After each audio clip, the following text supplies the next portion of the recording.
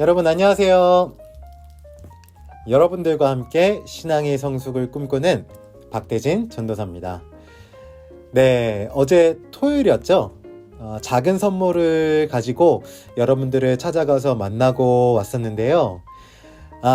코로나 상황이 계속해서 이어져서 우리 교회에서 만나지 못해서 정말 아쉬웠었는데 어제 그렇게라도 좀 함께 만나고 얼굴을 볼 수 있어서 정말 반갑고 참 좋았습니다. 또 건강히 잘 지내시는 것 같아서 감사했고요.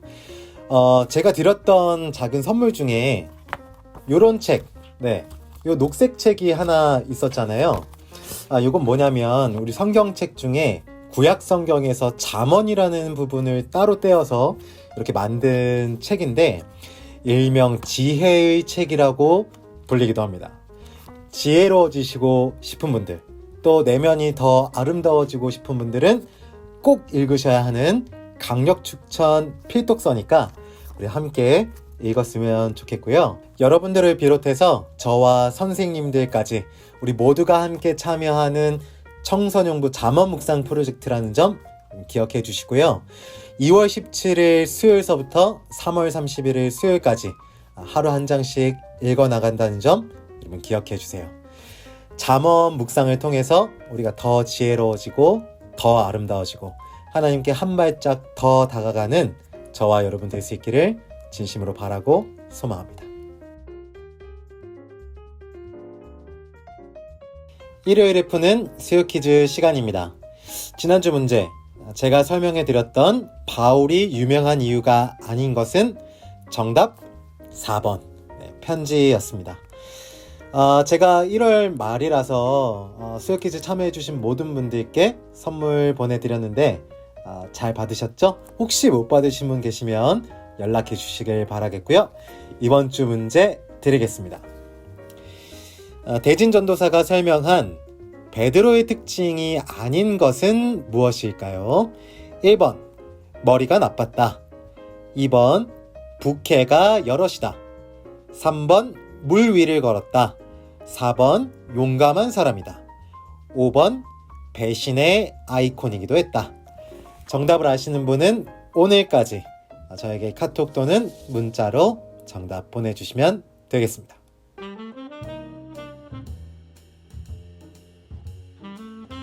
성경 속 인물탐구 후아유 시리즈 3탄, 오늘은 요한인 유교입니다.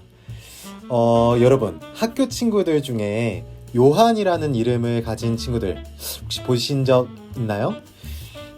연예인이나 아니면 아이돌 중에서도 요한이라는 이름으로 활동하고 계신 분들이 꽤 있는데요.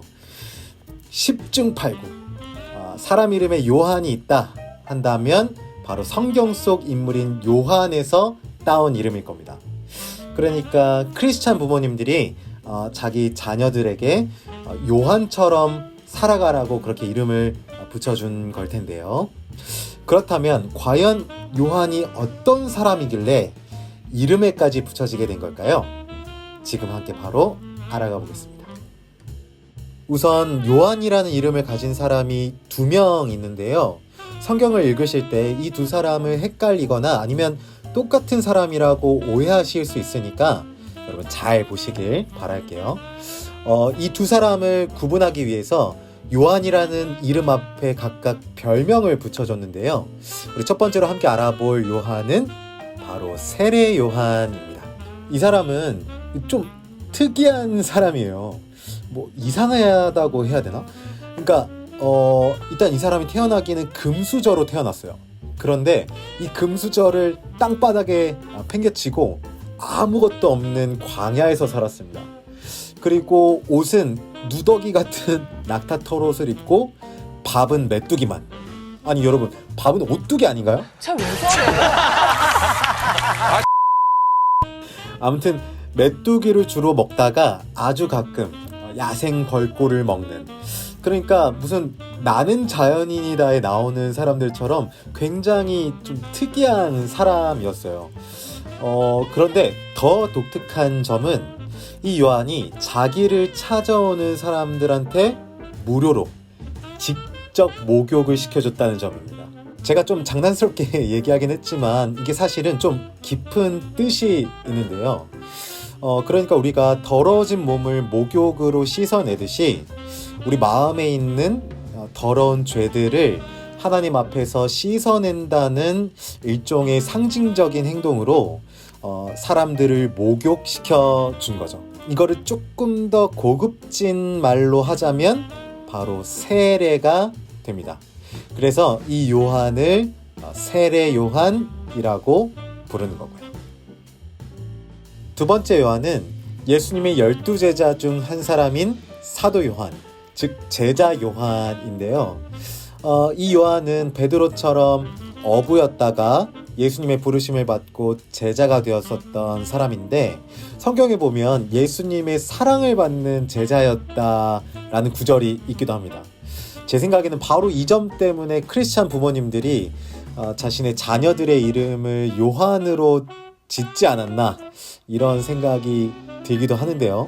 근데 반전인 것은 이 요한 성격이 괴팍하다는 겁니다.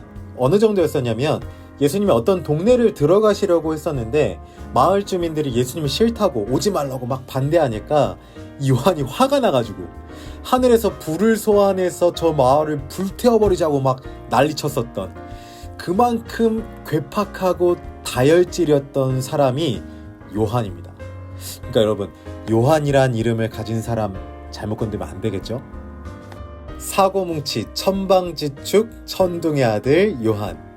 그런데 이 사람 굉장히 의리 있는 사람이기도 합니다. 예수님이 잡혀가시고 또 십자가에 달리셨을 때 다른 제자들은 예수님을 버리고 다 도망갔지만 요한만큼은 끝까지 예수님 곁을 지켰다고 하는데요. 어머니 마리아를 돌봐달라는 예수님의 부탁도 끝까지 지켰다고 합니다. 요한이 보여준 믿음과 의리, 우리가 본받아야 할 모습이겠죠? 마지막으로 제자 요한은 사랑의 사도라고 불리기도 합니다. 여러분, 요한복음이 바로 이 제자 요한이 썼다는 거 알고 계신가요? 또 이 제자 요한은 바울처럼 교회 안 크리스천들의 신앙을 위해서 편지를 쓰기도 했고, 무엇보다도 성경책의 맨 마지막 권인 요한계시록을 썼다고 합니다. 대표적으로 너무나도 유명한 말씀인 요한복음 3장 16절, 하나님이 이처럼 세상을 사랑하사 독생자를 주셨으니 이는 그를 믿는 자마다 멸망하지 않고 영생을 얻게 하려 하심이라 외웠습니다. 그리고 우리에게 너무나도 중요한 명제인 God is love, 하나님은 사랑이시라 라든지, 아니면 사랑하는 자들아 우리가 서로 사랑하자 라는 이러한 내용들 속에서 제자 요한이 계속해서 반복해서 강조하고 있는 것이 바로 사랑이라는 것을 우리가 알 수 있는데요. 사고뭉치의 아이콘에서 사랑의 아이콘으로 변신한 요한, 예수님을 만나 신앙의 성숙을 이룬 환골탈태 리즈갱신의 대표적인 크리스천이 아닐까 싶습니다.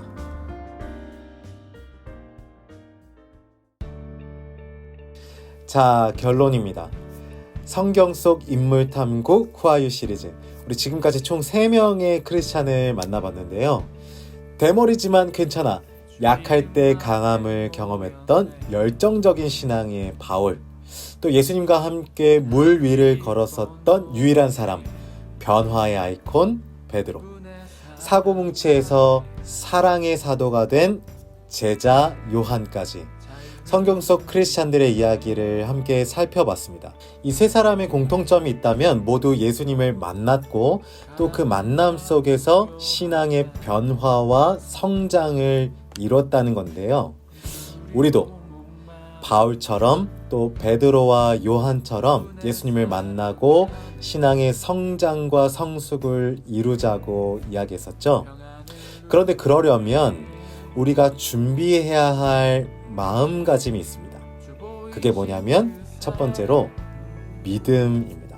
신앙은 믿음으로 시작해서 기도로 세워간다는 말처럼 믿음은 신앙의 첫 출발점이란 점을 우리가 꼭 기억했으면 좋겠습니다.